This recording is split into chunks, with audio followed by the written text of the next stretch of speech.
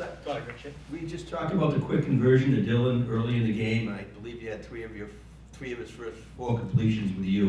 How did you get that going? Dylan's always ready to go. No matter who's backing up at quarterback on any given day, all of them are ready to go. They're always studying the playbook, and there's a lot of trust between the receiver group and the quarterbacks. But on our behalf, the receiver group, it really doesn't matter who's throwing us the ball. We gotta go make plays. Trevor House, front row. Throughout the season, you guys have had great drives and spurts and stretches. What happened to make that more consistent throughout the game? We gotta capitalize in the red zone. I think that's probably where we're struggling at the most throughout the season. We had some really good drives. We were pushing the ball downfield, but we gotta just capitalize. We can't come up short. Kim Rankin, front row. Yeah, Reed, there were multiple receivers who, I think they were about 7 or 8, who all had yards today. What did you see out of the position group today? It was just a lot of good hard work. Obviously, there's only one ball, so it's good distribution on the quarterback's part. But when you can see a bunch of different receivers getting open on different plays, then that shows that we're doing what we need to do. But at the same time, we can always do more. Matt Hutchinson, front row. Reed, you were obviously able to be productive today, and also Lewis. But is it difficult when you don't know, or week to week is a different starter, and then other quarterbacks coming in? Today, 3 quarterbacks played. Just talk about that a little bit.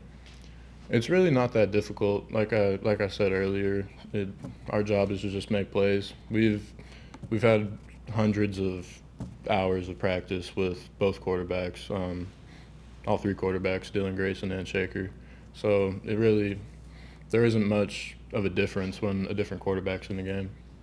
And just talk about your teammate, Lewis Bond, how he's been able to be super productive this entire season, even with a lot of the turnover at quarterback and uncertainty there. Yeah, Lewis, we call him Sticks for a reason. He's Mr. Reliable, and he's been doing what he needs to do, but I always encourage him to do as good as he can.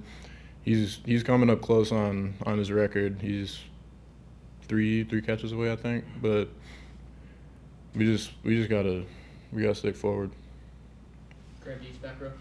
Reed, I think Coach O'Brien was talking more about the defense in terms of mistakes kind of snowballing throughout the season and it getting harder and harder to stop as the season goes on. Have you felt like that is the case for the entire team, and what makes it so hard to stop snowballing mistakes? I don't think that's necessarily the case. To me, football is a complementary sport. The defense has to play good, the offense has to play good, and if the defense goes out and they get beat on a play, they give up a touchdown, it's the offense's job to come back and respond to that, and we got to score. But there's only so many things you can do if you're not doing what you need to do, which is executing on the field. Trevor House, front row. Look at the big picture. Have you any differences to your mind between last year and this year? Why do you think the season has gone the way it has in your eyes?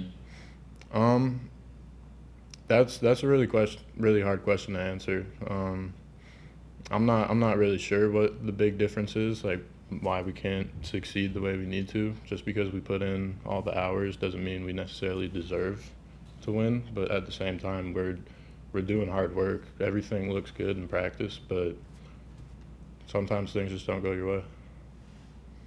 Any final ones, guys? Thanks, Reed. Thanks, Reed. Thank you, guys. Thank you.